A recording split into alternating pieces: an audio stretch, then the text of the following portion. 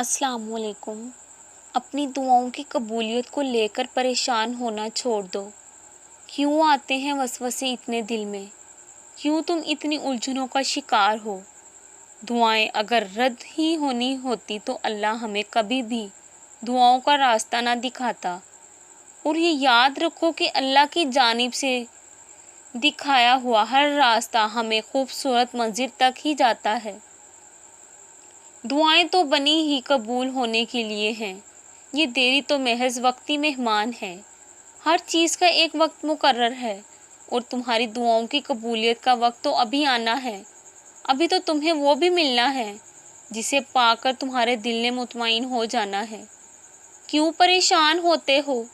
جو تمہارا ہے وہ تمہیں مل کر ہی جائے گا یا پھر دل سے اتر جائے گا۔ اگر دل سے نہیں اترا تو یقین رکھو تمہارے حصے میں واپس ضرور آئے گا، کیونکہ اللہ کسی بھی ایسی چیز میں ہمارے دل کو الجھا کر نہیں رکھتا جو ہمیں ملنی نہ ہو۔